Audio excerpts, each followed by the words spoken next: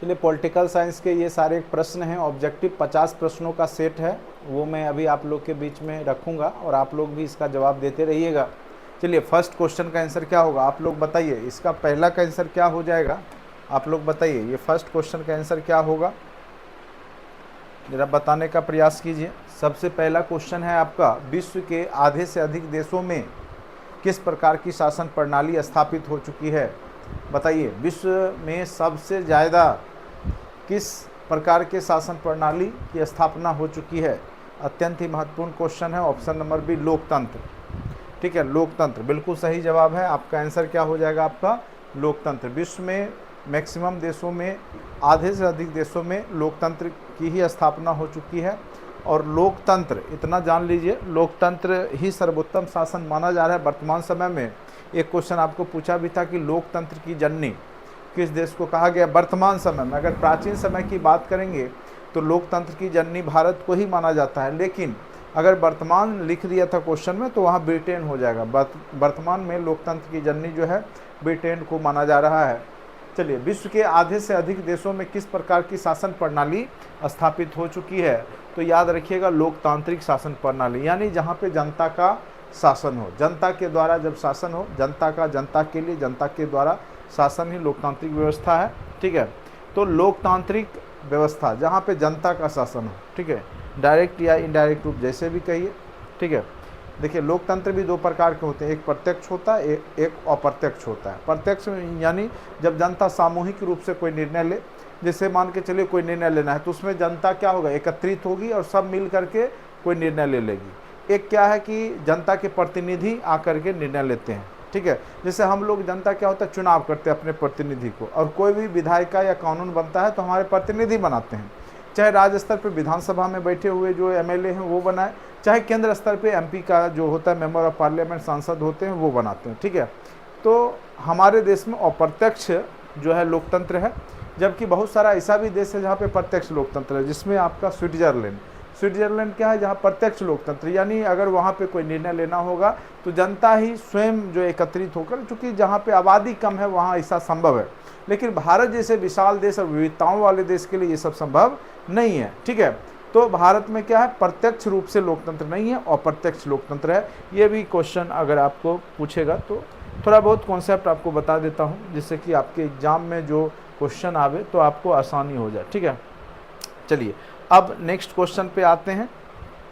Question number 2, question number 2 है, लोकतंत्र की बहाली के लिए नेपाल में, नेपाल की बात है चूँकि पड़ोसी देश है नेपाल, और ये जो आपका टॉपिक है वो है वर्ल्ड पॉलिटी। वर्ल्ड पॉलिटी अभी हम लोग पढ़ रहे हैं, जैसे हम लोग इतिहास पढ़ते हैं, इंडियन हिस्ट्री पढ़ते हैं, उसी प्रकार से वर्ल्ड हिस्ट्री भी हमने पढ़ा है अच्छे से, उसी प्रकार से पॉलिटी में भी वर्ल्ड पॉलिटी होता है। ठीक है, तो उसमें जो ये क्वेश्चन है क्या है, लोकतंत्र की बहाली के लिए नेपाल में दलों के गठबंधन के द्वारा कब से आंदोलन प्रारंभ किया गया था। देखिए ये जो है वहाँ की 7 जो दलें थी वो आपस में एकत्रित हो गई, साथ साथ माओवादी भी वहाँ पे मिल गए, और वहाँ पे जो राजतंत्र था उसको उखाड़ फेंकने की बात हुई, तो सभी लोग एक साथ हो करके यहाँ पे 6 अप्रैल 2006 से जो है आंदोलन प्रारंभ कर दिए थे, और जाके 24 अप्रैल को इनका जो है सरकार का गठन भी हो जाता है। तो 6 अप्रैल 2006 याद रखिएगा, वो तिथि कौन सा है, तो 6 अप्रैल 2006 वो तिथि कौन सा है, जब लोकतंत्र की बहाली के लिए नेपाल में दलों के गठबंधन द्वारा कब से आंदोलन प्रारंभ किया गया, तो 6 अप्रैल 2006 याद रखिएगा।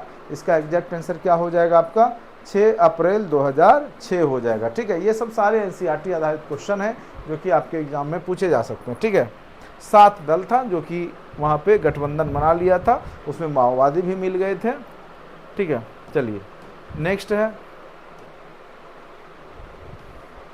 नेपाल में संसद की बहाली किस वर्ष हुई। ठीक है, तो अभी यही क्वेश्चन है, तो आंदोलन भी हुआ 2006 में ही, और संसद की बहाली भी नेपाल में जो है गिरिजा प्रसाद कोइराला को प्रधानमंत्री बनाया गया था, लोकतंत्र की स्थापना हुई फिर से।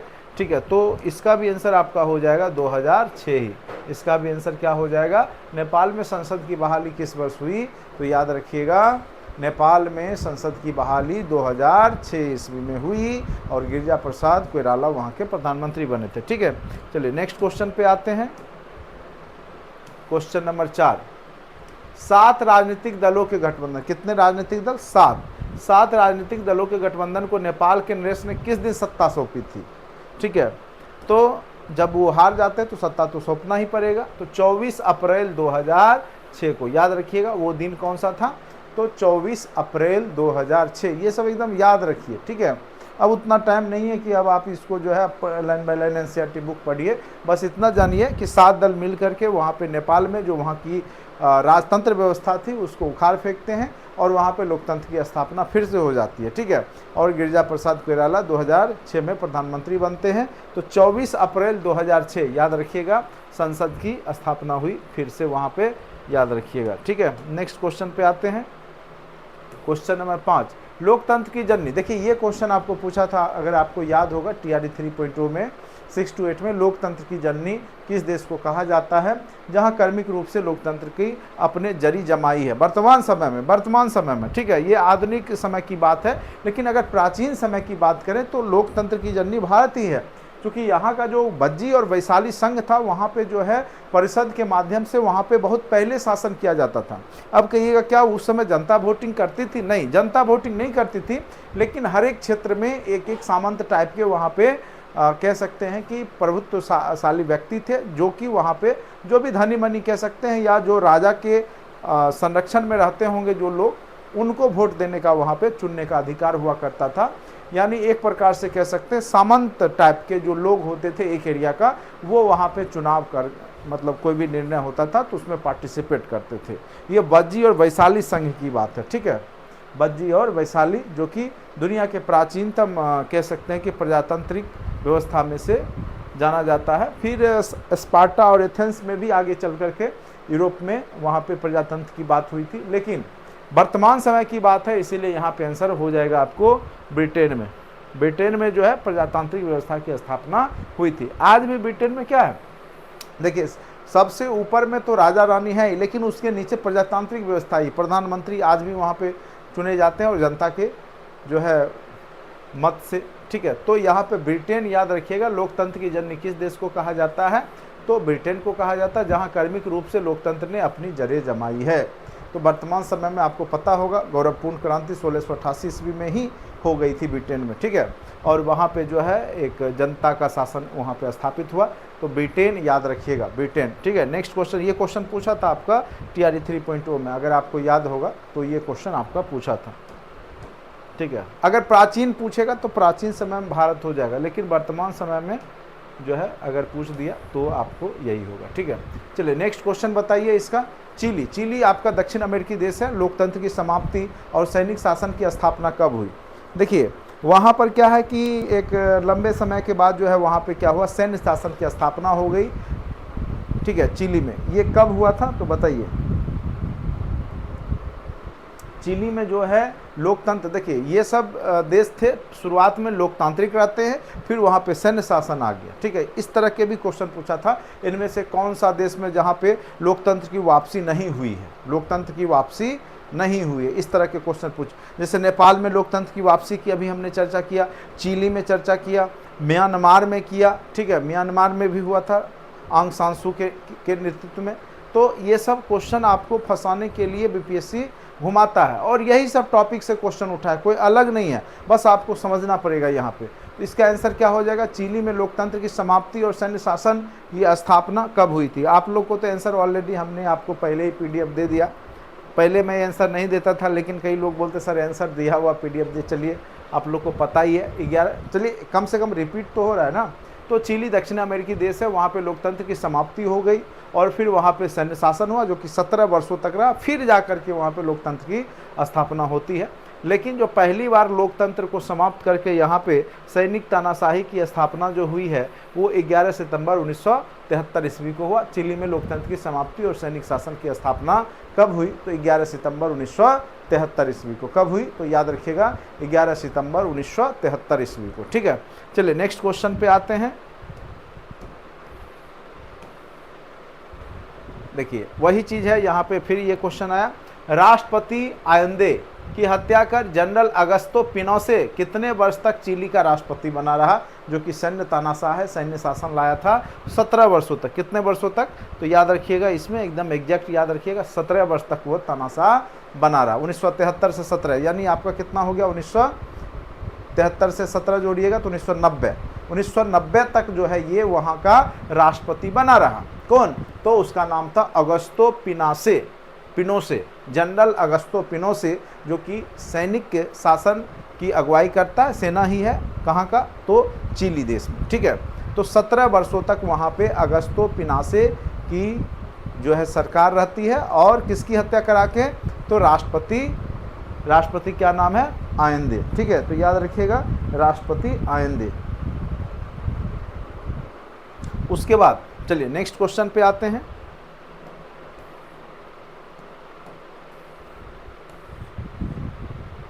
चिली में जनमत संग्रह में नकारे जाने के उपरांत, जनमत संग्रह जब हुआ चिली में तो नकार दिया गया अगस्तो पिनोसे, जो कि वहाँ के सैन्य शासक हैं, की जगह मिशेल बेसेल कब राष्ट्रपति निर्वाचित हुई? जब वहाँ दोबारा चुनाव हुआ। देखिए, जब जो भी देश, लोकतंत्र एक ऐसा टेस्ट है, जो स्वाद है, जो लोग ले लिए उसको वो छोड़ नहीं सकते। ठीक है, और अगर बीच में दूसरा शासन आ भी गया तो फिर लोग जो है वहाँ पे लोकतंत्र की स्थापना का पूरा प्रयास करते हैं। तो वही यहाँ भी सिचुएशन है चिली में भी, जो लोकतंत्र की वापसी पुनः होगी 2006 में। और 2006 में जब चुनाव हुआ, ठीक है, इनको लगा कि मिशेल ये क्या नाम है, अगस्तो पिनोसे को लगा कि जनता जो है मुझे चाहती है और जनता मेरे सिवा किसी और को वोट नहीं देगी। लेकिन जब चुनाव हुआ तो पता चला कि ये हार जाते हैं और मिशेल बेसेल वहाँ के राष्ट्रपति चुने जाते हैं, निर्वाचित हो जाते हैं। कब? तो 2006 में। ये याद रखिएगा। तो ये सब वर्ल्ड पॉलिटी के क्वेश्चन हैं जो कि आपके एग्जाम में पूछे जा सकते हैं। फिर नेक्स्ट क्वेश्चन पे आते हैं। पोलैंड में 1990 के निर्वाचन में राष्ट्रपति पद पर निर्वाचित होने वाले लेक वालेसा किस मजदूर संगठन के नेता थे? ठीक है, तो ये सब क्वेश्चन एकदम याद रखिएगा रटंत विद्या के माध्यम से, उतना समझने की आवश्यकता नहीं है आपको। यहाँ पे पोलैंड में 1990 के निर्वाचन में राष्ट्रपति पद पर निर्वाचित होने वाले लेक वालेसा किस मजदूर संगठन के नेता थे? उसका नाम था सोलिडरनोस्क। ये पूछा था सोलिडरिटी या सोलिडरनोस्क कहाँ की पार्टी थी? तो पोलैंड की। ये क्वेश्चन पूछा था आपको 6 to 8 में। ठीक है, तो सोलिडरनोस्क या सोलिडरिटी पार्टी कहाँ की थी? तो पोलैंड की पार्टी थी। कहाँ की पार्टी थी? तो पोलैंड की पार्टी थी, जिसने निर्वाचन में राष्ट्रपति पद पर निर्वाचित होने वाले लेक वालेसा जो वहाँ पे चुने गए वो इसी मजदूर संगठन के थे। सोलिडरनोस्क या सोलिडरिटी कहाँ की पार्टी है? जो मजदूरों की पार्टी है। तो याद रखिएगा पोलैंड का। ठीक है, चलिए नेक्स्ट क्वेश्चन पे आते हैं। पोलैंड की सीनेट के 1990 के निर्वाचन में कुल 100 स्थानों में सोलिडरिटी, टोटल 100 सीट में कितना सीट जो है सोलिडरिटी पार्टी को मिल गया था? बताइए, इसका आंसर क्या होगा? क्वेश्चन नंबर 10 बताइए, इसका आंसर क्या होगा? क्वेश्चन नंबर 10 का आप लोग को बताया हुआ है। क्वेश्चन नंबर 10 का आंसर बताइए क्या होगा? 100 में से, ठीक है, 100 सीट में से मैक्सिमम सीट यानी 99 सीट इसी पार्टी को मिला। एक ही विपक्षी को मिला होगा जिस पार्टी पे वो खड़ा हुआ होगा। तो याद रखिएगा 99 जो है सीट जो है यहाँ पे पोलैंड की सीनेट में जो है सोलिडरिटी पार्टी, जो मजदूर पार्टी है, उसी को मिला था। चलिए यहाँ पर नेक्स्ट क्वेश्चन पे आते हैं। अब आप लोग के बीच में देखिए, अब यही क्वेश्चन अभी हमने चर्चा किया। लिच्छवी, वज्जी, लिच्छवी वहाँ के लोगों को कहा जाता था। जो वज्जी वैशाली संघ है वहाँ के लोगों को लिच्छवी कहा जाता था। इसलिए वज्जी भी लिखा रह सकता है, लिच्छवी भी लिखा रह सकता है, इसलिए कन्फ्यूज नहीं होइएगा। ठीक है, तो लिच्छवी गणराज्य की राजधानी कहाँ हुआ करती थी प्राचीन भारत में?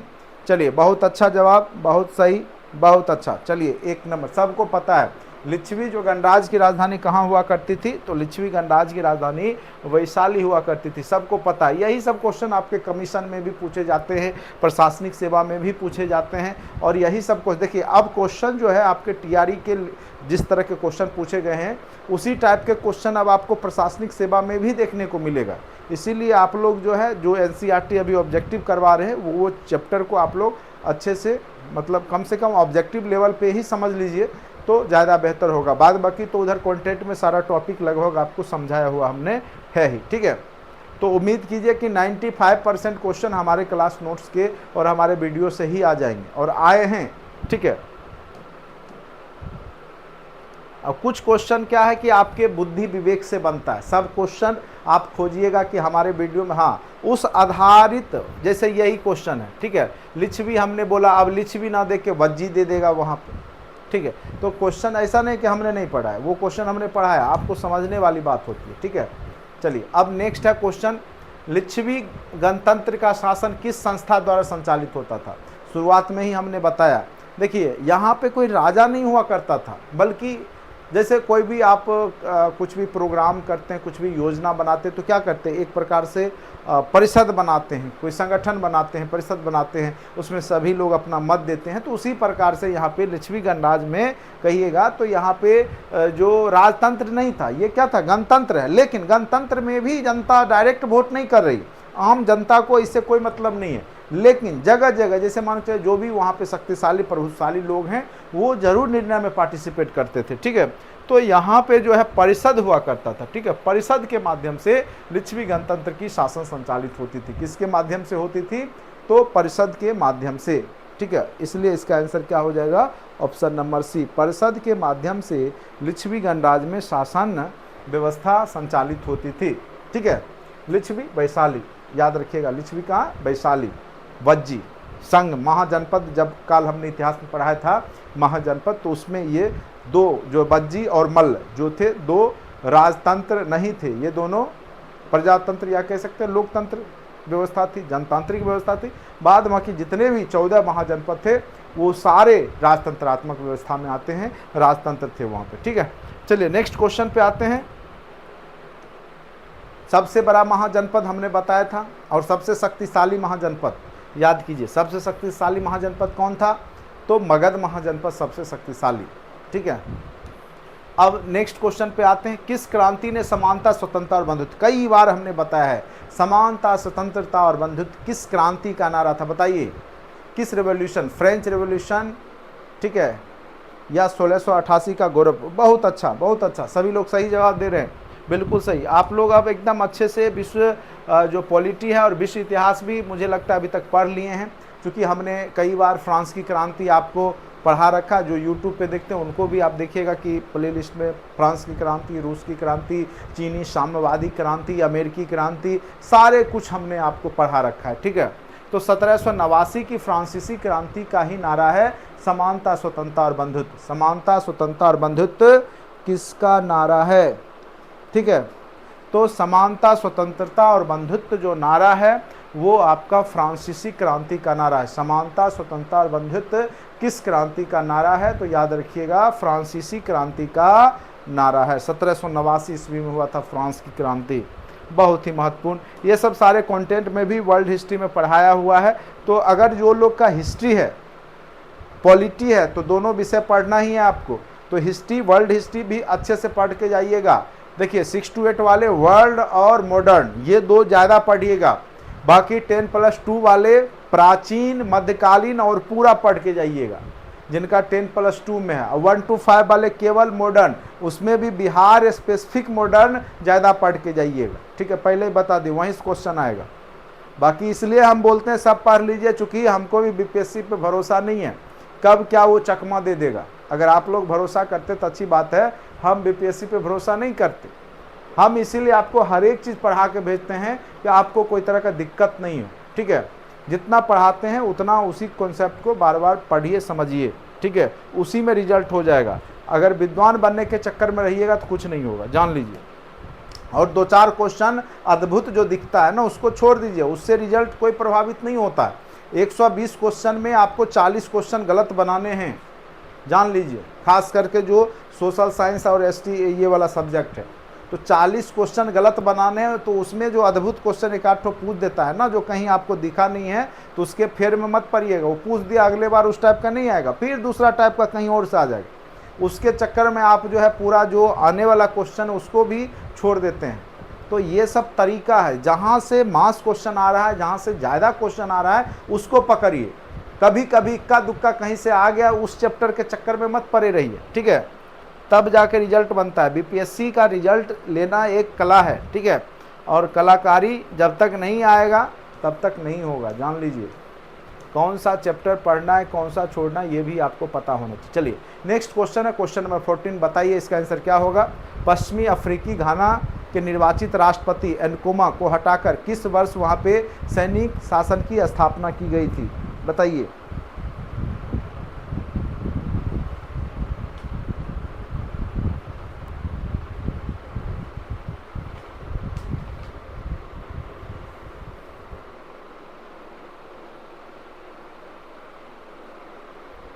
चलिए बताइए इसका आंसर क्या हो जाएगा। ऑप्शन नंबर सी आपको दे ही रखे हैं, आप लोग देख भी रहे होंगे। जो लोग व्हाट्सएप से जुड़े हुए उनके पास तो पीडीएफ मॉर्निंग में ही हमने दे दिया था, इसलिए पहले मैं आंसर नहीं देता था जानबूझ करके ही, क्योंकि आप जब आंसर देखे रहिएगा तो हम पूछेंगे तो आप बिना जोर दिए ही बता दीजिएगा। चलिए अच्छी बात है, रिपीट हो रहा है। पश्चिमी अफ्रीकी देश घाना जो है अफ्रीका में पड़ता है पश्चिम में, निर्वाचित राष्ट्रपति एनकोमा को हटाकर किस वर्ष वहाँ सैनिक शासन की स्थापना की गई थी, तो 1966 ईस्वी में। कब, तो 1966 ईस्वी में। चलिए नेक्स्ट क्वेश्चन पे आते हैं। चलिए ये भी क्वेश्चन बार बार पूछे जाते हैं, जान लीजिए। म्यांमार आपका पड़ोसी देश है।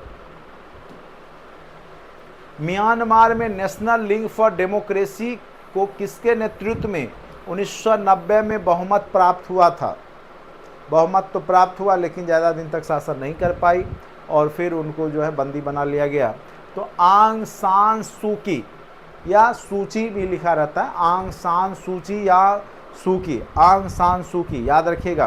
क्या नाम है, डेमोक्रेसी जो वहाँ का है, नेशनल लीग फॉर डेमोक्रेसी, किसके नेतृत्व में 1990 में बहुमत प्राप्त हुआ था, आंग सान सूकी के नेतृत्व में। लेकिन आगे चल करके फिर वहाँ पे सैन्य शासन स्थापित हुआ और फिर अभी जो वहाँ पार्टी सरकार में है वो भी सैनिक से समर्थित पार्टी ही वहाँ पे सरकार में है। आंग सान सूकी वास्तविक लोकतंत्र के लिए अभी भी लड़ रही है वहाँ पे, ठीक है, आंग सान सूकी, याद रखिएगा। ऑप्शन नंबर ए इसका सही जवाब है, बिल्कुल सही। चलिए नेक्स्ट क्वेश्चन पे आते हैं। चलिए अब आप लोग बताइए, इस तरह के क्वेश्चन खूब पूछे जाएंगे, जान लीजिए 10 क्वेश्चन तो फिक्स रखिएगा, वर्ल्ड पॉलिटी के क्वेश्चन पूछे जाएंगे। और जब भी लोकतंत्र टाइप का क्वेश्चन आएगा ना, तो उसमें एक से अधिक वाला भी आंसर पे विशेष जोर देना है, ठीक है। चलिए अब बताइए, लोकतंत्र में थोड़ा ये कलर चेंज कर लेते हैं। चलिए बताइए, लोकतंत्र में शासन का संचालन कौन करता है, जनता के निर्वाचित प्रतिनिधि, दूसरा है स्वयं जनता, उच्च वर्ग, एक से अधिक, इनमें से कोई नहीं। बताइए, जनता के लोकतंत्र में शासन का संचालन कौन करेगा, जनता के निर्वाचित प्रतिनिधि करेंगे, स्वयं जनता करेगी, उच्च वर्ग, या इनमें से कोई नहीं। चलिए बताइए इसका आंसर क्या होगा, बताइए एग्जैक्ट आंसर बताइए। 16 का क्या हो जाएगा, सी उच्च वर्ग। बताइए बी स्वयं जनता, स्वयं जनता नहीं करती, ठीक है। लोकतंत्र में शासन का संचालन कौन करता है, ठीक है।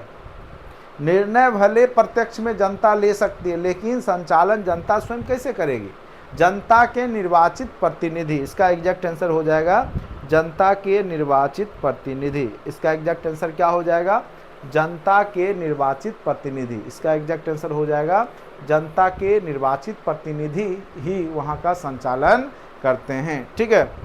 चाहे प्रत्यक्ष हो लोकतंत्र या अप्रत्यक्ष, जनता के प्रतिनिधि के माध्यम से वहाँ पे जो है निर्वाचित जो प्रतिनिधि होते हैं, ठीक है, वो वहाँ पे संचालन करते हैं। चलिए नेक्स्ट आते हैं।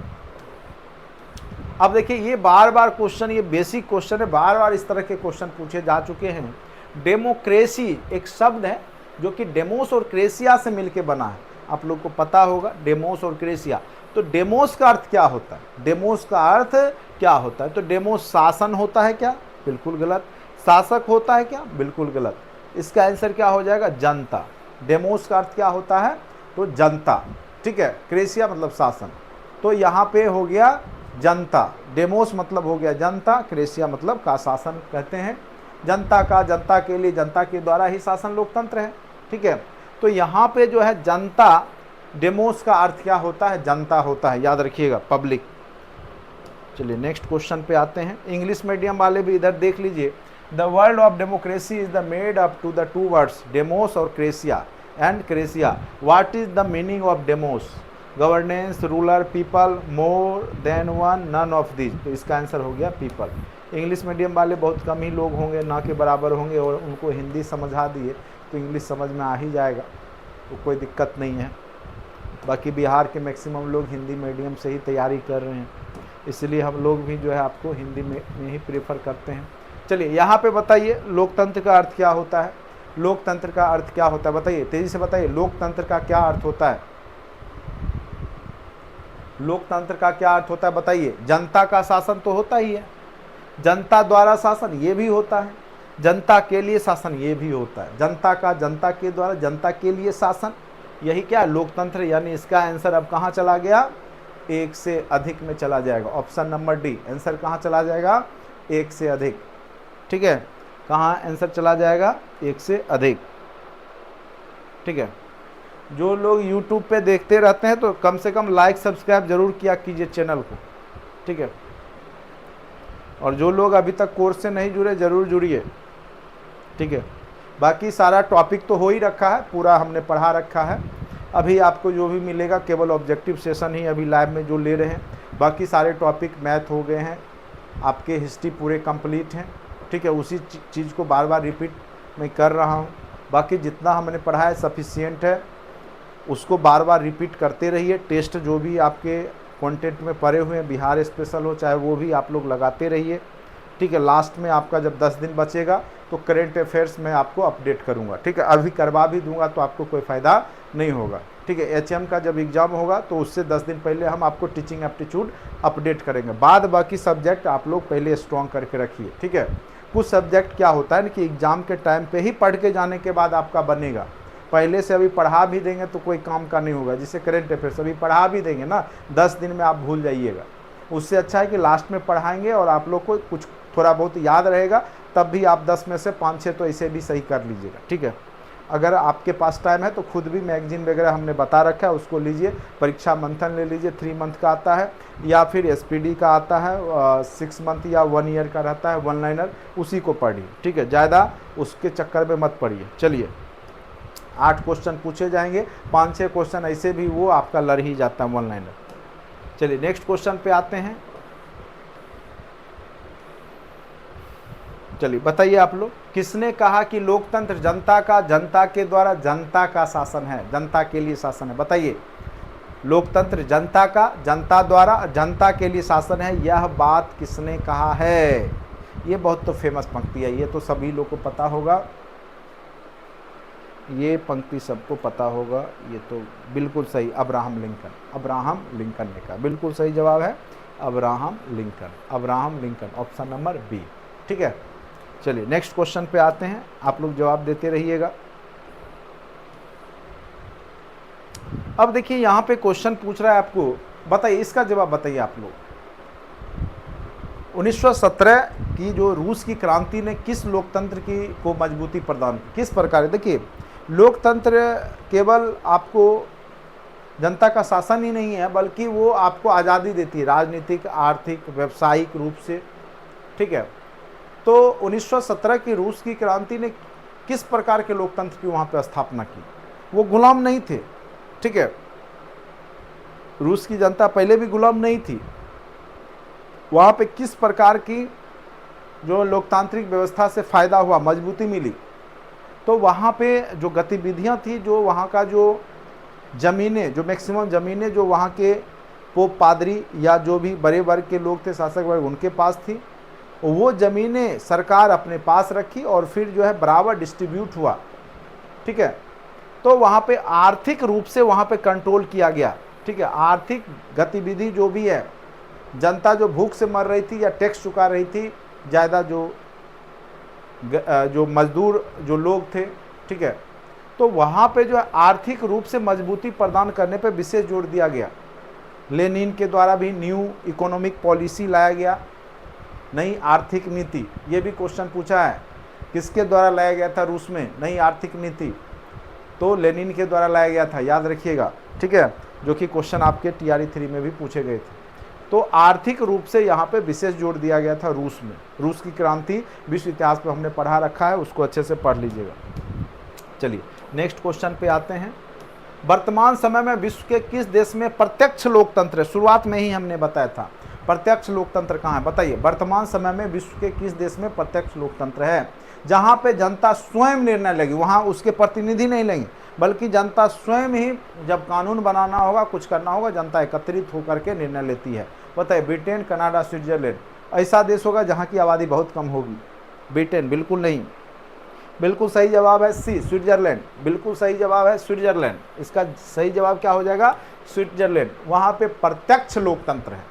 प्रत्यक्ष और अप्रत्यक्ष में अंतर है। भारत में क्या अप्रत्यक्ष लोकतंत्र है, हम जनता यहाँ पे डायरेक्ट निर्णय नहीं लेते, हमारे प्रतिनिधि लेते, इसलिए हम लोग अप्रत्यक्ष हो गए। लेकिन जहाँ जनता स्वयं पार्टिसिपेट करके निर्णय लेगी तो वो होता है प्रत्यक्ष, और स्विट्जरलैंड में आपका क्या है? प्रत्यक्ष लोकतंत्र है। याद रखिएगा, डायरेक्ट। तो यहाँ पे है आपका, which country in the world currently has direct democracy? तो वह देश है आपका स्विट्जरलैंड।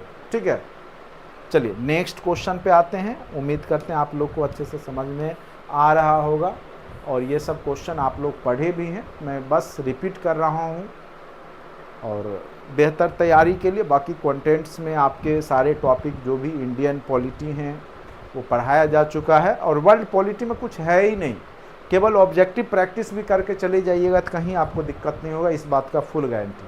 ठीक है, और ऑब्जेक्टिव प्रैक्टिस के दौरान ही मैं उसका कॉन्सेप्ट भी आपको बता ही देता हूँ। 2-2 मिनट का कॉन्सेप्ट है हर एक चैप्टर का, और वो जब ऑब्जेक्टिव होता है तो उसी में आपका आ जाता है, इसलिए परेशान होने का, उतना मोटा बुक पढ़ने की आवश्यकता आपको नहीं है। बाकी टाइम है तो खूब पढ़िए, लेकिन अगर जहाँ टाइम नहीं है तो वहाँ टाइम बचा सकते हैं। चलिए, लोकतंत्र शासन की सबसे अच्छी व्यवस्था क्यों है? लोकतंत्र को शासन की सबसे अच्छी व्यवस्था क्यों मानी जाती है? पहला ऑप्शन, जनता अपने प्रतिनिधियों के माध्यम से शासन में भाग लेती है। ये तो बिल्कुल सही है, जनता अपने प्रतिनिधियों के माध्यम से ही शासन में पार्टिसिपेट करती है।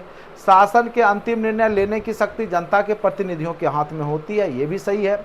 इसमें विधि के शासन की स्थापना होती है और नागरिक अधिकारों की गारंटी होती है। ये भी बात सही है। यानी लोकतंत्र शासन की सबसे अच्छी व्यवस्था क्यों है? तो ये बिल्कुल तीनों बात सही है। तीनों क्या है? सही है। इसीलिए इसका आंसर हो जाएगा ऑप्शन नंबर डी। इसका आंसर क्या हो जाएगा आपका? ऑप्शन नंबर डी, एक से अधिक। इसका आंसर क्या हो जाएगा? ऑप्शन नंबर डी, एक से अधिक हो जाएगा। ठीक है, उम्मीद करते हैं यहाँ तक आप लोग को कोई दिक्कत नहीं हो रहा होगा। ठीक है, चलिए नेक्स्ट क्वेश्चन पे आते हैं। अब बताइए, आप लोग जवाब दीजिए, क्या है क्वेश्चन? विधि के शासन का क्या अर्थ है? विधि मतलब क्या होता है? कानून। विधि मतलब क्या होता है? कानून।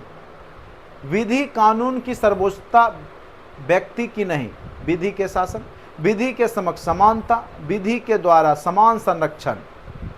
तो ये तो है, समता समानता होनी चाहिए, विधि के समक्ष सभी समान है। भारतीय संविधान में भी विधि के शासन यही होता है, विधि का शासन, जहाँ सबको समान रूप से देखा जाता है, विधि के द्वारा समान संरक्षण। ये भी सही है। विधि कानून की सर्वोच्चता, व्यक्ति की नहीं। ये भी सही है। ये भी सही है कि जहाँ पे विधि कानून की सर्वोच्चता, भारत में क्या सबसे ऊपर संविधान है, विधि है। संविधान बना क्या? संविधान। सम मतलब समान रूप से विधान, सबके लिए। ठीक है, वही है संविधान। तो वहाँ पे क्या विधान, विधि जो है सबके लिए है, सर्वोच्चता उसी का है। भारत में सबसे ऊपर कौन? क्या? भारतीय संविधान है, तो व्यक्ति की नहीं। बिल्कुल, ये तीनों सही है। ये क्या है? तीनों सही है। इसका मतलब है, इसका आंसर क्या हो जाएगा आपका? एक से अधिक। तो इस तरह के क्वेश्चन पे आप लोग एक से अधिक पर चिंतन जरूर कीजिएगा, और ये सब क्वेश्चन वर्ल्ड पॉलिटी में ध्यान रखिएगा। मैं TRE 2 में भी बोला था, TRE 3 में भी बोला, पहले भी, अभी भी बोल रहा हूँ। इस तरह के जब लोकतांत्रिक व्यवस्था ये सब हो तो उसमें एक से अधिक वाला ऑप्शन का भी संभावना पूरा रहता है, तो अच्छे से देखिएगा। ठीक है, एक से अधिक इसका सही जवाब है। चलिए नेक्स्ट क्वेश्चन पे आते हैं। चलिए आप लोग खुद बताइए तो क्या होगा इसका आंसर? लोकतांत्रिक व्यवस्था में नागरिकों को किस प्रकार के मौलिक अधिकार प्राप्त होते हैं? लोकतांत्रिक व्यवस्था में नागरिकों को किस प्रकार के मौलिक अधिकार? आपको भी तो 6 मौलिक अधिकार दिए गए हैं। ठीक है, तो क्या विचार अभिव्यक्ति की आज़ादी है आपको? बिल्कुल है, ये तो है ही। भले आप डर से कुछ नहीं बोल पा रहे हैं, वो अलग बात है, क्योंकि आप बहुत लोग उसमें से आगे चल के सरकारी सेवक बन जाइएगा, टीचर की नौकरी कर लीजिएगा। ठीक है, तो आप कुछ बोल नहीं पाइएगा। ये बात ठीक है, क्योंकि आपको नौकरी बचाना पड़ता है, लेकिन संविधान ने आपको विचार की अभिव्यक्ति दी है। उसके बाद अवसर की समानता की, ये भी सही है, सबको समान अवसर मिलता है। राजनीतिक भागीदारी, ये भी सही है। तो लोकतांत्रिक व्यवस्था में नागरिकों को किस प्रकार के मौलिक अधिकार दिए गए हैं, तो ये सभी दिए गए। अवसर की समानता भी दी गई है, राजनीतिक भागीदारी भी दी गई है। तो इसका आंसर भी क्या हो जाएगा, ऑप्शन नंबर डी चला जाएगा, एक से अधिक। इसका भी आंसर क्या हो जाएगा, ऑप्शन नंबर डी। आप लोग बिल्कुल सही हैं, आप लोग बिल्कुल सही बना रहे हैं, बहुत अच्छी बात है। ठीक है, बहुत अच्छा, इसी तरीक़ा से बनाते रहिए। ठीक है, चलिए अब आप लोग बताइए क्वेश्चन नंबर 25। बिल्कुल आसान, सारे पर देखिए, अगर आप गौर कीजिए तो TRE 3 में भी जो थे क्वेश्चन टफ नहीं थे। पॉलिटी में 40 में 35-36 तो एकदम बनने वाला था, इजी रूप। तो जब मैं बोल रहा था कि कट ऑफ जो है, तो बहुत लोग जो है, मैंने ऐसे 70 तक ही मैंने बोला था, फिर भी लोग बोले थे 50 जाएगा। रिजल्ट आता तो पता चल जाता 50 जाता है कि 40 जाता है कि 80 जाता है। वो तो संजोग है कि रद्द हो गया।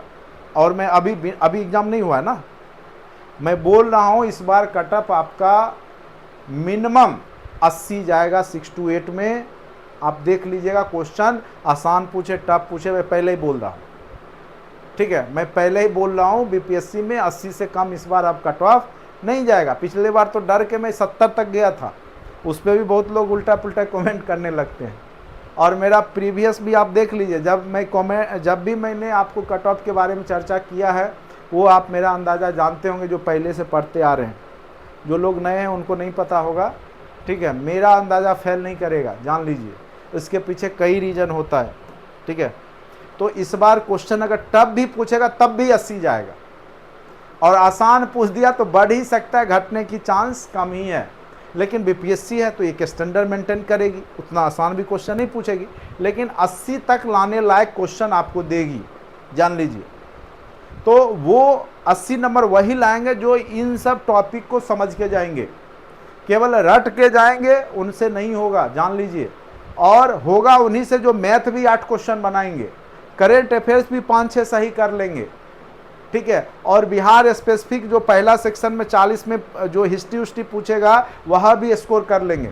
जो लोग 40 में से कम से कम मिनिमम 25 स्कोर करेंगे फर्स्ट सेक्शन में, वो रिजल्ट में रहेंगे। बाद बाकी 24 वाले रिजल्ट में नहीं रहेंगे, गारंटी के साथ मैं बोलता हूँ। ठीक है, आप देख लीजिएगा, जो लोग फर्स्ट सेक्शन में 25 नंबर स्कोर नहीं करेंगे वो रिजल्ट में रह ही नहीं सकते, ये गारंटेड हम बता रहे हैं। उन्हीं लोग का रिजल्ट बनेगा जो फर्स्ट सेक्शन में 25 प्लस स्कोर करेंगे। तो 40 में 25 प्लस लाने के लिए आपको कई सब्जेक्ट को स्ट्रॉन्ग करना होगा। सबसे पहले बिहार स्पेसिफिक मॉडर्न हिस्ट्री अच्छे से पढ़िए, बिहार का ज्योग्राफी पढ़िए, बिहार से रिलेटेड जीके जीएस अच्छा पकड़ कीजिएगा तो 8 क्वेश्चन वहाँ से आपको बनने की संभावना रहेगी। 8 question general science basic chapter जितना भी है जनरल साइंस का, बायोलॉजी का, केमिस्ट्री का, फिजिक्स का पूरा पढ़िएगा तो 8 क्वेश्चन। पूरा 1 साल का करेंट पढ़ के जाइएगा तो 8 क्वेश्चन। पूरा मैथ पढ़ के जाइएगा तो 8 क्वेश्चन। क्या हो गया, 8 चौका 32, क्या छूट गया। ठीक है, तो इसी प्रकार से आपका 8-8 क्वेश्चन का सीरीज है। तो ये सब मिला करके जब आप 25 नंबर ले आइएगा तो आप उम्मीद कीजिएगा कि आप रिजल्ट में रहिएगा। कई लोग मैथ नहीं बनाते हैं, नहीं मैथ प्रैक्टिस कर रहे हैं, कई लोग करेंट को हल्के में ले रखे हैं। तो जान लीजिए केवल हिस्ट्री पॉलिटी से आपका कभी रिजल्ट नहीं बनेगा, एकदम गारंटेड हम बता रहे हैं। कई लोग केवल हिस्ट्री पॉलिटी पलट रहे हैं, पलटिए अच्छी बात है, लेकिन अगर रिजल्ट लेना है तो आपको मैथ उथ का भी सारे कंटेंट वीडियो पड़े हुए अच्छे सभी टाइम है। ये सब तो बन ही जाएगा, जो बनना होगा वो सब का बनेगा, लगभग बराबर ही रहिएगा। इधर में ये वाले सेक्शन में मैं गारंटी बोलता हूँ लगभग लोग बराबर रहेंगे। पॉलिटी में आप 30-35 के बीच में रहिएगा, हिस्ट्री में आप 25 से 30 के बीच में रहिएगा, लगभग लोग जो अच्छे हैं। ठीक है, तो अगर 40 में अगर मान के चलिए पॉलिटी में 30 और उधर हिस्ट्री में आप 26-27 नंबर, बस इससे ज़्यादा इधर आप स्कोर नहीं कर पाइएगा। कितना हो गया 6 और इधर कितना हो गया 56, 80 पुराइए इसको।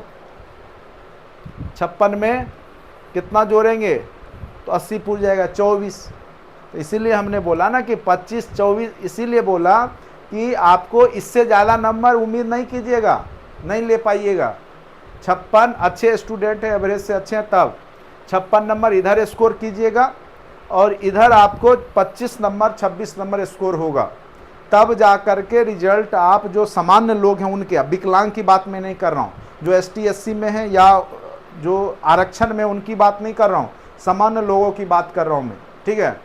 आरक्षण वाले का तो कम भी जाएगा, तो यहाँ पे भी कम कम हो सकता है, 2-4 नंबर का अंतर होगा, ठीक है।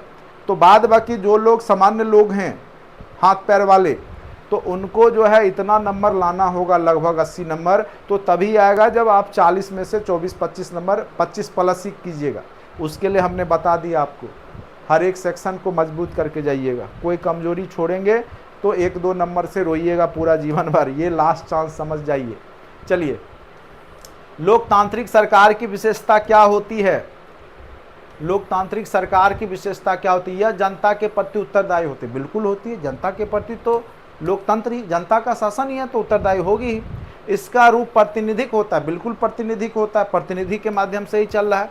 राजनीतिक गतिविधियों में भागीदारी की, बिल्कुल लोकतांत्रिक सरकार राजनीतिक गतिविधि में तो भागीदारी होगी ही, तो यहाँ पे भी इसका आंसर कहाँ चला जाएगा? ठीक है, 1 से अधिक, ऑप्शन नंबर डी चला जाएगा। कहाँ चला जाएगा? ऑप्शन नंबर डी में चला जाएगा, 1 से अधिक। जो आपका जून में रिपीट एग्जाम हो रहा है, मैं बार बार बोल रहा हूँ, इसको हल्के में नहीं लीजिए, 8 घंटा डेली स्टडी कीजिए, ठीक है। जिनका मैथ कमजोर है, लगातार 10 दिन अभी मैथ का पढ़ाई कर लीजिए, ठीक है। करेंट अफेयर्स वगैरह हो जाएगा, लास्ट में करा देंगे। बाकी साइंस वाइंस वाला भी सारा वीडियो, इसीलिए हमने आप सभी को, जो भी लोग जुड़ते हैं, क्रैश कोर्स हो चाहे आपके रेगुलर कोर्स हो, तो हम आपको सारा वीडियो दे देते हैं। इसलिए दे देते हैं क्योंकि मुझे पता है बीपीएससी का एक व्यापक सिलेबस है, और जब तक आपको सिलेबस की भी जानकारी नहीं है, तब तक आप जो है इधर उधर की ही बातों में रह जाइएगा, ठीक है। कई लोग को पता ही नहीं कि 40 नंबर में क्या पूछ रहा है, क्या पढ़ना है। जब मैं बोलूँगा मैथ, सर मुझे भी पढ़ना है, मुझे भी करना है, 6 to 8 को भी पढ़ना है, 1, अरे भाई जब आपको सिलेबस ही नहीं पता है तो कंपटीशन क्या खाक निकलेगा आपसे? सबसे पहले तो ये जानिए कि आपके जहां आप जा रहे हैं, आपका दुश्मन क्या क्या लेके बैठा है, कौन कौन सा हथियार लेके बैठा है, तो उसके काट के लिए आपको पहले से तैयार रखना होगा ना। वहाँ चाकू से वार होगा कि वहाँ तलवार से होगा कि भाला से होगा कि वहाँ गोली बंदूक चलेगा, पहले से पता होगा तब तो। अगर वहाँ गोली बंदूक चलेगा और तोप चलेगा और वहाँ आप तलवार लेके पहुँचिएगा तो क्या आप टिक पाइएगा? नहीं टिकिएगा ना, सिंपल सी बात है। तो वही बात है, तो पहले तो आपको ये पता होना चाहिए कि आखिर वहाँ पे लड़ाई में क्या क्या हथियार यूज हो रहे हैं। तो हथियार यानी क्वेश्चन कहाँ कहाँ से आ रहे हैं, तो बस तो उसकी भी तैयारी होनी चाहिए। केवल जो है बेवकूफ़ों की तरह किताब ले लिए, पढ़ रहे हैं, रीडिंग कर रहे हैं, ना क्वेश्चन एनालिसिस कर रहे हैं, ना कुछ पता है कि क्या प्रीवियस क्वेश्चन पूछे गए, कहाँ से आएंगे, तो आपका कंपटीशन नहीं निकलेगा, ठीक है, जान लीजिए। उसके लिए आपको पूरा दुश्मन के बारे में जानकारी रखनी होगी। दुश्मन आपका बीपीएससी का क्वेश्चन है, उसके बारे में जानकारी रखनी होगी आपको, कहाँ कहाँ से वो क्वेश्चन पूछ सकता है और पूछा है, ठीक है, उसके दिमाग से आपको सोचना पड़ेगा। चलिए नेक्स्ट क्वेश्चन बताइए। जिम्बाब्वे को कब अल्पसंख्यक गोरों के शासन की से मुक्ति मिली और वह एक लोकतांत्रिक राज्य बना? क्वेश्चन नंबर 26 बताइए।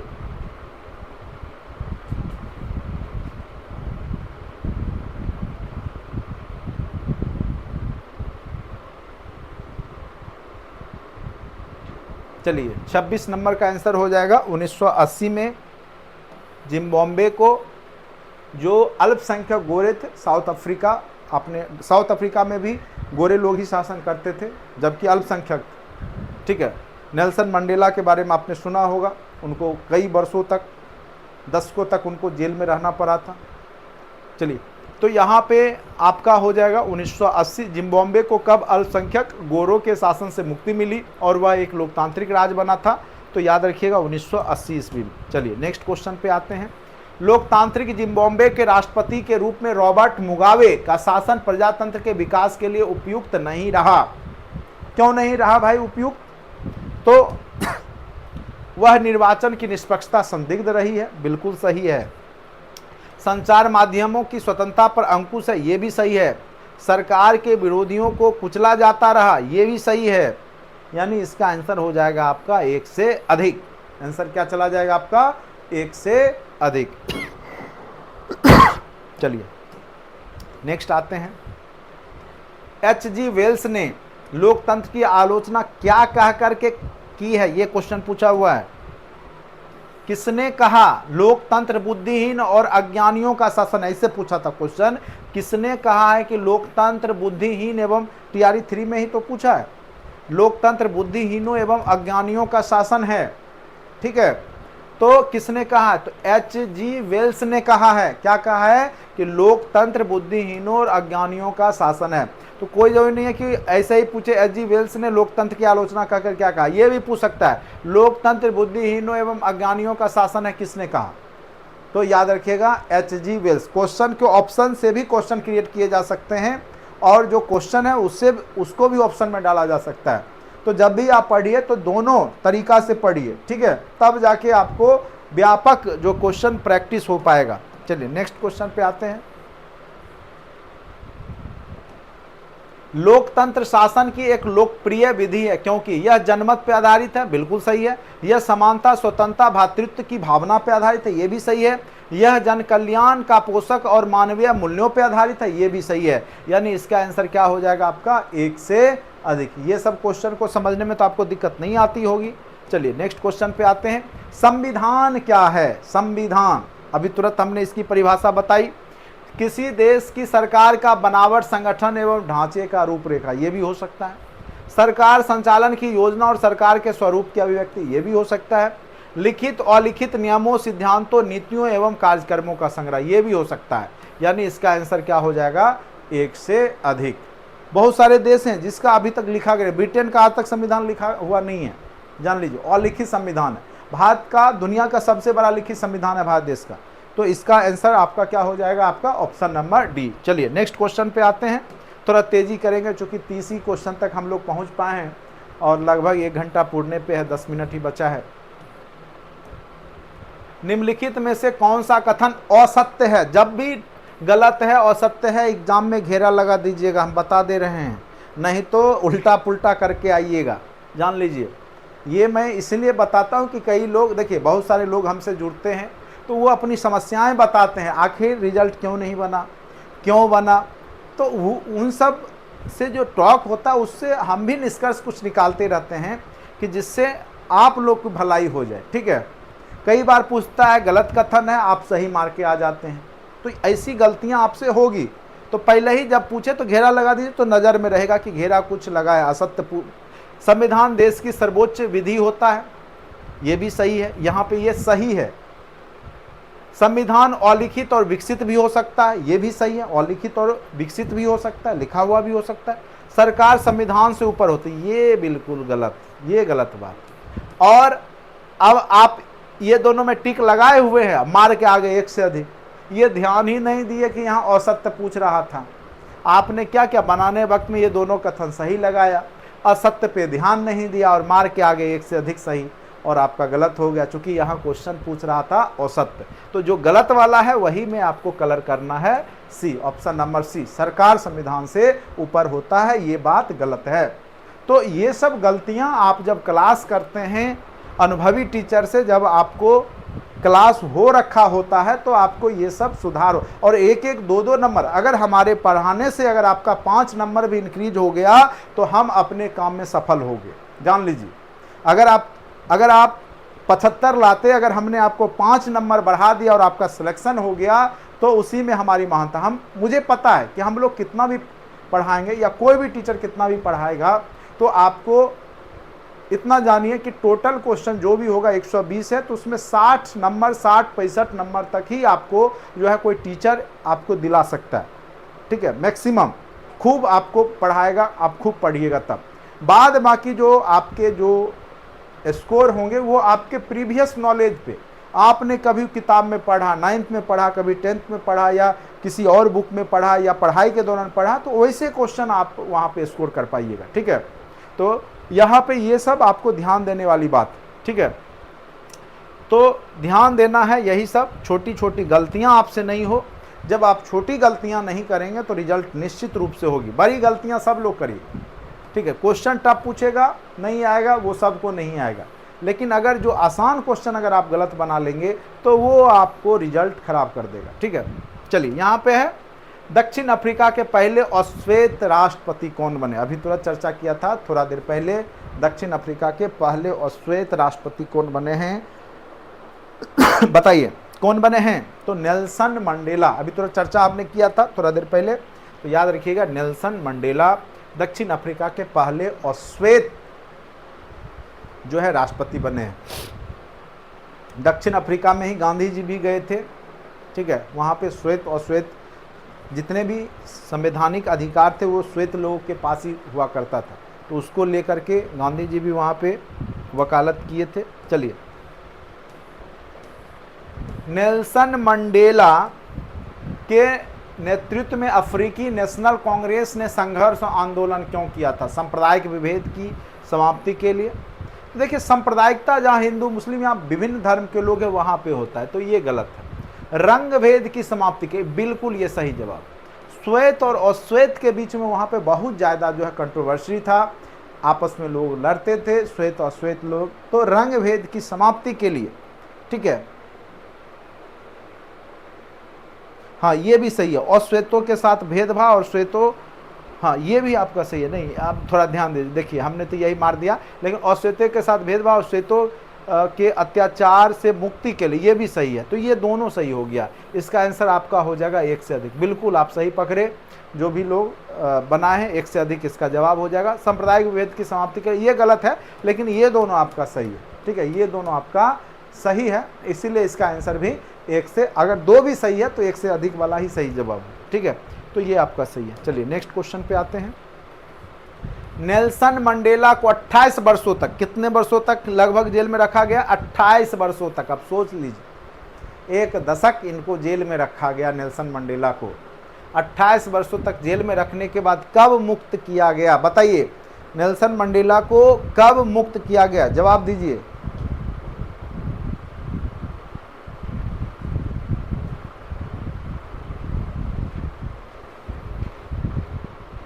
ऑप्शन नंबर सी 1992 में, नहीं 1990। कब मुक्त किया गया? ऑप्शन नंबर ए 1990 हो जाएगा। ऑप्शन नंबर ए इसका सही जवाब है, 1990 में। नेल्सन मंडेला को 28 वर्षों तक जेल में रखने के बाद कब मुक्त किया गया? तो याद रखिएगा 1990 ईस्वी में, ठीक है। कब किया गया? तो 1990 ईस्वी में, ठीक है।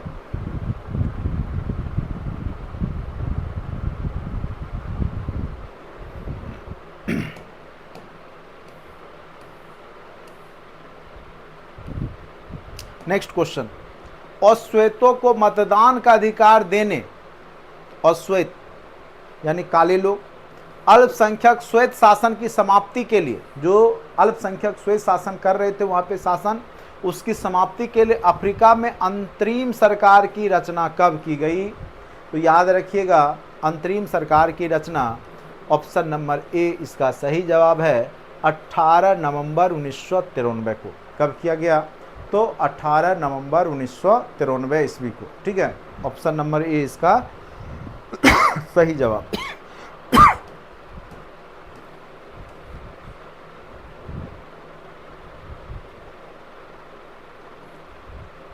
चलिए नेक्स्ट क्वेश्चन, नेक्स्ट क्वेश्चन बताइए, क्वेश्चन नंबर 36।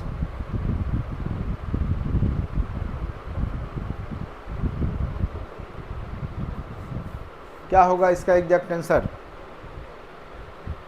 नेल्सन मंडेला ने दक्षिण अफ्रीका के पहले अश्वेत राष्ट्रपति के रूप में कब पदभार ग्रहण किया?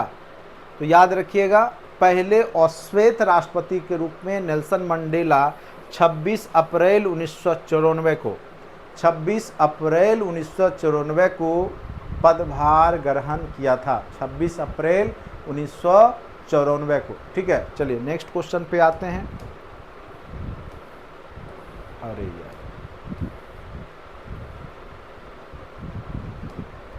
दक्षिण अफ्रीका की राष्ट्रीय सभा में कुल कितने सदस्य हैं? बताइए, दक्षिण अफ्रीका की राष्ट्रीय सभा में कुल कितने सदस्य हैं? नेशनल असेंबली में बताइए। बिल्कुल सही जवाब है ऑप्शन नंबर सी 400। 400 सदस्य हैं वहाँ के नेशनल असेंबली में। ठीक है, नेक्स्ट क्वेश्चन। ये तो आप लोग को पता ही है, बताइए क्या होगा इसका एग्जैक्ट आंसर, बताइए। भारत में ईस्ट इंडिया कंपनी के शासन का अंत कब हुआ, बताइए जरा, बताइए तो। भारत में ईस्ट इंडिया कंपनी के शासन का अंत कब हुआ, बताइए जरा, बताइए। भारत में ईस्ट इंडिया कंपनी के शासन का अंत कब हुआ? When did the rule of the East India Company end in India? Option number B बिल्कुल सही जवाब है 1858 ईस्वी में। ठीक है, ईस्ट इंडिया कंपनी से शासन किसके हाथ में चला गया? क्राउन के अधीन, महारानी के अधीन। तो इसका आंसर क्या हो जाएगा? 1858 ईस्वी। ठीक है, बहुत अच्छा। चलिए नेक्स्ट। कई लोग 1947 सोच रहे होंगे, अरे वो अंग्रेजों के अधीन से मुक्ति हुआ, ईस्ट इंडिया कंपनी से मुक्ति 1858 में ही हो गई, लेकिन शासन अंग्रेजों के अधीन था, क्राउन के अधीन हो गया, वहाँ की महारानी यहाँ की सम्राज्ञी हो गई। चलिए नेक्स्ट क्वेश्चन। ये क्वेश्चन आप लोग को हमने 1919 का जब मॉन्टेग्यू चेम्सफोर्ड अधिनियम के बारे में बताया था, आपको याद होगा। जो पॉलिटी का जब हम शुरुआत करते हैं तो यही सब चीज़ पढ़ाते हैं, क्योंकि संवैधानिक विकास की प्रक्रिया में ये सब 1909 का अधिनियम, 1919 का अधिनियम, 1935 का अधिनियम, ये सब आता है। भारत सरकार अधिनियम 1919 के संदर्भ में कौन सा कथन असत्य है, इसको घेरा कीजिए सबसे पहले, नहीं तो फिर गड़बड़ होगा। जब भी नहीं है असत्य है, सत्य है, उसको घेरा कर लीजिएगा। भारत सरकार अधिनियम 1919 के संदर्भ में कौन सा असत्य है? इसे मॉन्टेग्यू चेम्सफोर्ड अधिनियम कहा जाता है, बिल्कुल सही है। 1919 के अधिनियम को मॉन्टेग्यू चेम्सफोर्ड सुधार अधिनियम कहा जाता है। उसके बाद केंद्रीय विधायिका को पहली बार द्विसदनीय बनाया गया, ये भी सही है। गवर्नर की शक्तियों की समाप्ति, ये गलत। ठीक है, गवर्नर की शक्ति को यहाँ पे समाप्त नहीं किया गया था, तो ये आपका असत्य है, ऑप्शन नंबर सी। ठीक है, ऑप्शन नंबर सी आपका गलत। और यहाँ पर जो है केंद्र और राज्य के बीच में कह सकते हैं कि यहाँ पे शासन व्यवस्था स्टार्ट हुआ था। केंद्रीय विधायिका को पहली बार द्विसदनीय बनाया गया था, ये भी सही है। ठीक है, द्वैध शासन की भी स्थापना हुई थी, याद रखिएगा, यानी राज्यों और केंद्र में। ठीक है, शासन व्यवस्था यहाँ पे स्थापित हुआ था, द्वैध शासन। तो ये आपका 1919 का मॉन्टेग्यू चेम्सफोर्ड अधिनियम, ये सब सही है। गवर्नर की शक्ति की यहाँ पे समापन नहीं की गई थी। ठीक है, तो ऑप्शन नंबर सी इसका औसत्य है, औसत्य पूछ रहा था। चलिए नेक्स्ट क्वेश्चन पे आते हैं। साइमन आयोग किस वर्ष भारत आया था? ये तो आपको पता होगा। साइमन आयोग कब आया था, बताइए। साइमन कमीशन कब आया था?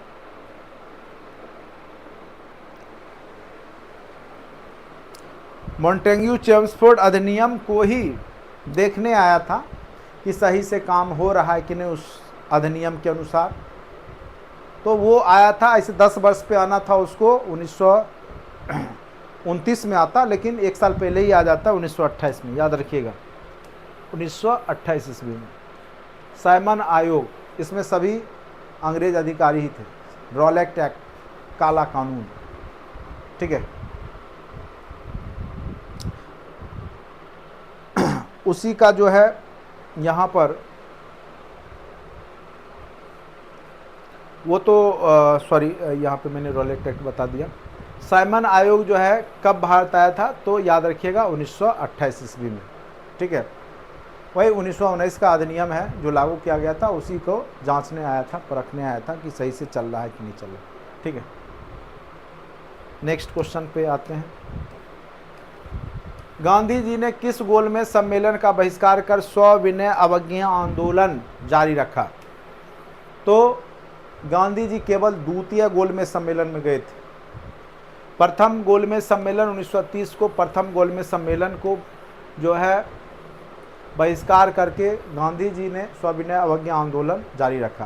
प्रथम 1930 में नवंबर में, दूसरा आपका सितंबर 1931 में, तीसरा नवंबर 1932 में गोलमेज होता है। तो गोलमेज सम्मेलन भी आप याद रखिएगा, कितने गोलमेज सम्मेलन हुए हैं? 3।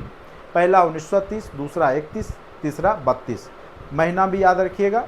ठीक है, पहला और अंतिम नवंबर में और बीच वाला सितंबर में। ठीक है, चलिए दूसरा जिसमें गांधी जी पार्टिसिपेट किए। भारत की संविधान सभा में कुल कितने सदस्य थे? तो भारत में 299 थे, और 99 थे कहाँ के? पाकिस्तान में चले जाते हैं। तो 389 सदस्यों का चयन हुआ था। लेकिन यहाँ पे याद रखना है, चूंकि भारतीय संविधान सभा की बात हो रही है, तो 299 याद रखिएगा, ठीक है। संविधान सभा के अस्थायी अध्यक्ष कौन थे? ये भी क्वेश्चन आपको बार बार पूछता है। वो अस्थायी थे कौन? तो डॉक्टर सच्चिदानंद सिन्हा। लेकिन अस्थायी जब पूछे तो याद रखिएगा डॉक्टर राजेंद्र प्रसाद थे। ये सब आपको हमने अच्छे से समझा रखा है, कंटेंट में सारे वीडियो पड़े हुए हैं, आप लोग अच्छे से देखिएगा। 1976 के 42 में, कई बार पूछेगा 42वां संविधान संशोधन कब हुआ? तो 1976 में। भारतीय संविधान की प्रस्तावना में कौन सा शब्द जोड़ा गया? तो यहाँ पे याद रखिएगा धर्मनिरपेक्ष शब्द जो है जोड़े गए हैं। वो आपको कब जोड़ा गया है धर्मनिरपेक्ष? तो 1976 में 42वां संविधान संशोधन हुआ, उसमें ये शब्द जोड़े गए, ठीक है। इसका आंसर क्या हो जाएगा बताइए? क्वेश्चन नंबर 44 बिल्कुल सही, ठीक है।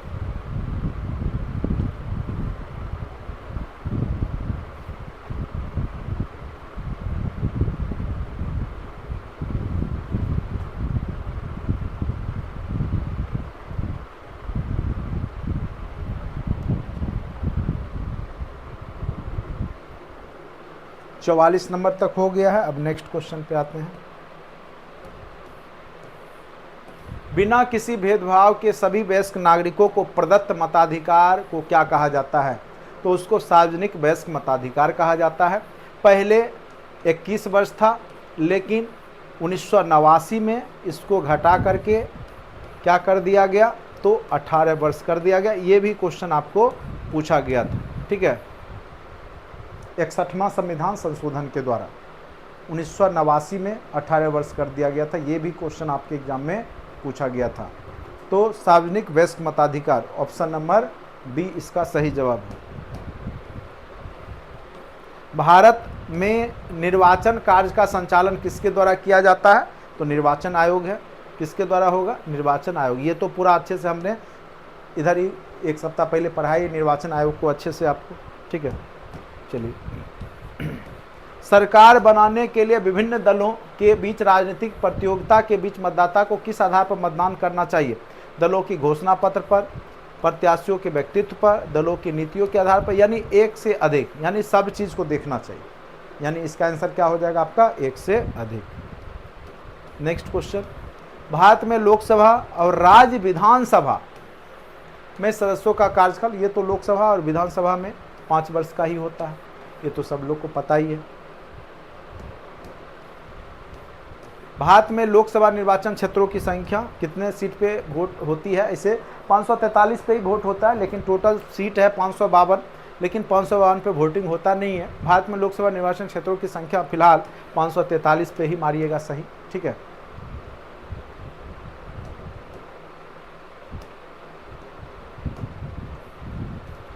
लोकसभा में अनुसूचित जातियों के लिए कितने सीटों पे आरक्षण की बात की गई बताइए आप लोग? और बिहार में कितने सीटों पे आरक्षण दिया गया लोकसभा में अनुसूचित जातियों के लिए बताइए?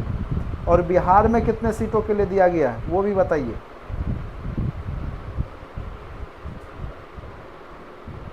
बिहार में कितना सीट जो है रिजर्व है? 84, ठीक है। बिहार में कितना है बताइए? तो 6।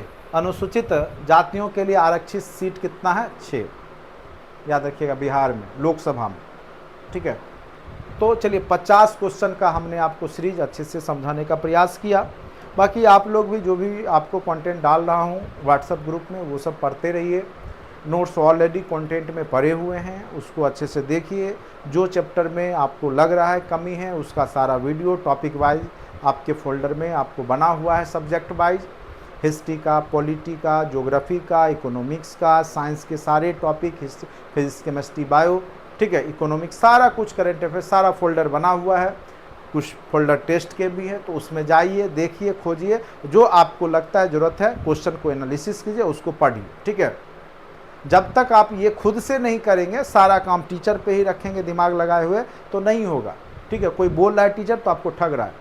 आप अपना दिमाग से काम कीजिए और उसको पहले एनालिसिस कीजिए, क्या पढ़ना है, 1 to 5 में क्या पढ़ना है, तो आप खुद खोजिए उसमें से कि क्या क्या आपको पढ़ना है। मॉडर्न हिस्ट्री पढ़ना है तो वो कहाँ पे फोल्डर है, वो सारा आपके कंटेंट में पड़ा हुआ, ठीक है।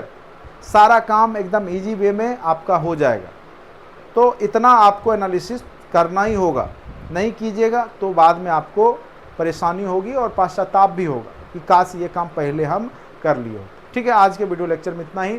अगर अभी तक कोर्स से नहीं जुड़े हैं निश्चित रूप से जुड़िए, और जो लोग यूट्यूब पर देख रहे हैं अगर वीडियो अच्छा लगता है तो लाइक सब्सक्राइब जरूर कीजिए चैनल को। आज के लिए इतना ही, धन्यवाद।